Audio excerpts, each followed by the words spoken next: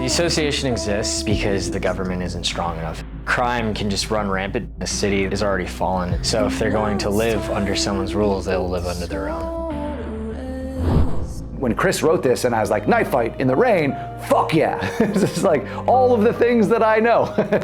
What's up guys, I'm Josh Mabey. I am the director and producer of The Association, and we have an awesome behind the scenes episode for you guys. This is the first project on the channel that I have not written myself. It's a really unique opportunity for me to be able to contribute to a piece that already had a world created. Hi, my name is Chris Cortez. I'm the writer and one of the main performers in The Association. The Association came to me from listening to the song Don't Look Back. It was one of those songs that I just kept on repeat. I was like, this could kind of look cool over a fight. The lyrics themselves made me think of two people that were fighting that didn't want to fight.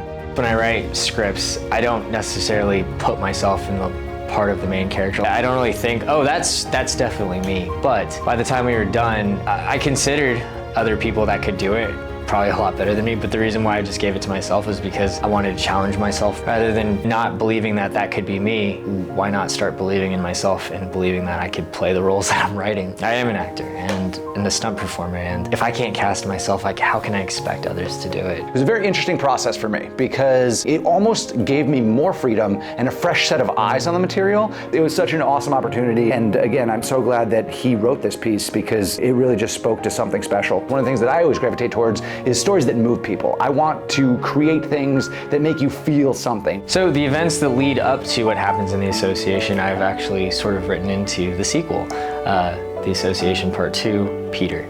Peter is the name of my character. He comes from a troubled background and he sort of finds the association and makes a way for himself and his brother to take care of themselves in a very dog-eat-dog world. They live in a city that's really harsh, and the association was kind of Peter's way out. If you want to leave the association, the only way out is to fight another member. If you don't win, you die. And then you have Athena, who wanted out. She started to understand who she was and where her heart wanted to be, and it wasn't doing things that were questionable. The association was making it impossible for innocent people to live peacefully. I think it speaks a lot to Athena's heart. The mob boss that you see is her father. Her father makes her fight the man she loves. Some of my favorite moments have to do with the looks between Athena and Peter as they fight, just them being like, are we gonna do this? And then, do we have to do this? And then Athena kind of being like, yeah, we're doing this. We thought it was just gonna be a fight test. I originally meant the association to just be a fight test. We saw the rain and we saw the environment, and then something really interesting happened. It was something that we put a lot of hard work and care into, from the production design elements to the performances. You can tell from the way these two performers are bouncing off each other that this is going to be something special. And we went, this has the quality of something bigger than a fight. We're making a short film. Whether it was Josh Hahn's head push or Jonathan's hand on the shoulder, those moments made this piece so much more, and most of those were character choices that these actors brought.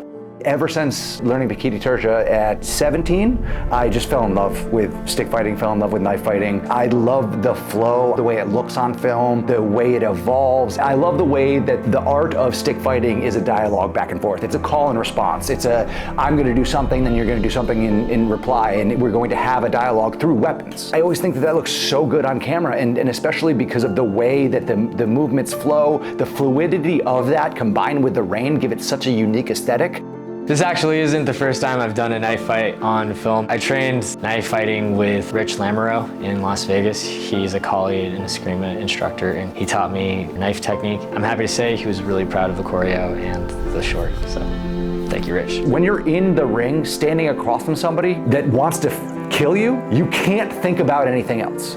And literally all of the other thoughts are drowned out. And I love the irony of that moment, and I love the irony of having that moment in this piece about these two lovers where they're fighting to the death, but the only time that they find peace is in this moment together.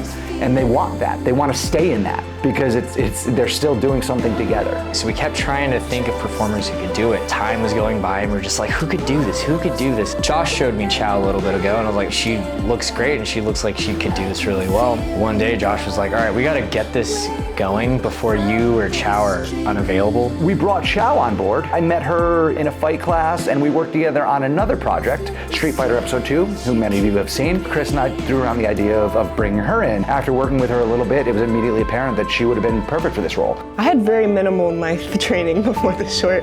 Hi, I'm Chow, and I was Athena. I guess my first real experience in the stunt world was a indie short filmed the very end of 2021 with Jay Kwan. It was like a fight scene in the rain. Oh yeah, you punched me in the face! Josh maybe punched me in the face, and then I think we became friends. So I was originally a dancer, came across a few people who recommended doing stunts. I started with boxing, Muay Thai, kicking classes, tricking classes, just try to do everything under the sun. I was a dancer for 16 years. I had too much a dancer thinking of things, like of movement, like getting rid of that. So that's why I took boxing first. I had to find a way to relax but still be engaged. Because we had to act without words, I think it came naturally or maybe easier to act that way. I think I just read Chris's script a few times. He had a lot of words to go off of, like what made her, what mood she was in. Just like a combination of the script and also thinking of like, how would I really feel? It's like a really depressing situation, but it has to be done in this world. When it came to rehearsals, Chris and I started with the choreography, and then we brought Chow in to start learning some of that. We evolved it, we continued to go back and forth, and then we hit a snag. There was this bit that just wasn't flowing, it wasn't vibing, and fortunately, Armand was at Jam that night. Armand's a very good friend of mine, and I was like, hey man, jump in here, help us out. He's an incredible knife practitioner, and so through that we were able to work through the last bit of choreo that kind of gave us a little hiccup.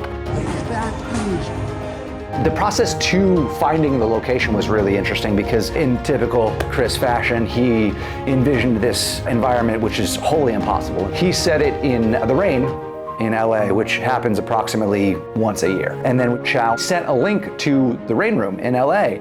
And I had my hesitations, but ultimately one of the things that I'm most proud of about the piece is that not a single person has asked about the rain inside in LA. It can always be explained, right? It's like it's a leaky roof. It also gives it an aesthetic, it gives it a vibe. Crew side, we were really, really, really light. So I'm really, really proud of what we did with this because at the end of the day, the crew was Brandon and me. Brandon was the gaffer, I was shooting it, and then we did have Leo on day one, that was B-Cam, and Kao, who was our makeup artist. We shot the entire thing in one day because we're ambitious and idiots, and we were like, we'll get it done in one day, it's fine. And we kind of did. I mean, like, for more or less, we almost got it all done in a day. Yeah, I think it was something like 2 choreo days and 1 half previs day. And then we just shot it. So I pulled some style influences when I was putting together what this thing was. I absolutely love The Grandmaster. It's one of my favorite films stylistically.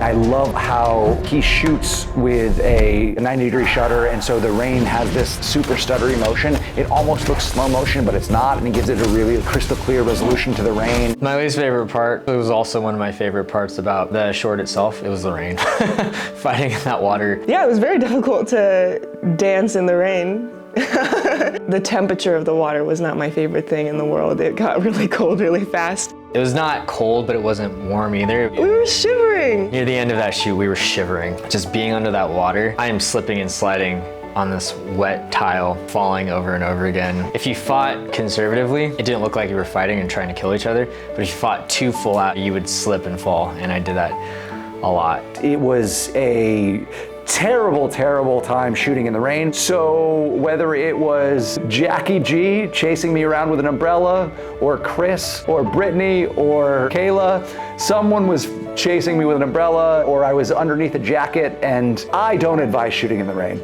It's great, and it's hella fun. But unless you've got the appropriate gear, it's a nightmare.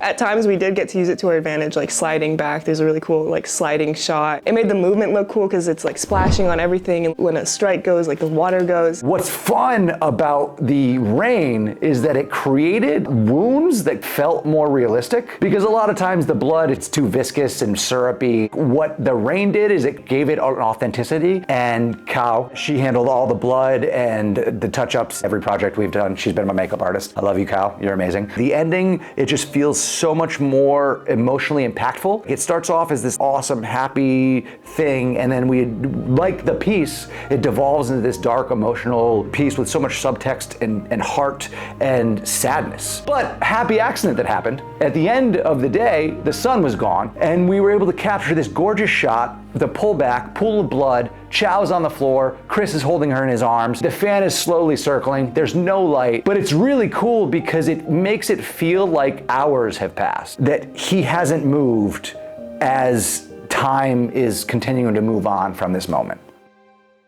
Thank you to everyone that came out to be a part of the association. It really means the world to Chris and I. I'm grateful to all the people who were part of it and all the people that watched it and supported it in whatever way they did. Because ultimately that's what it's all about, is being able to share in a moment and remember that we're all here just trying to make cool stuff together.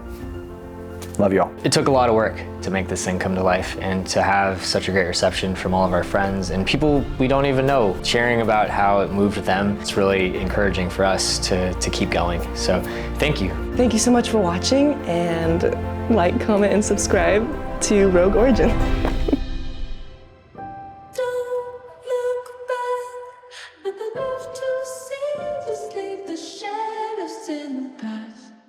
If I let it go, can I shake this feeling? Wake me from this dreaming.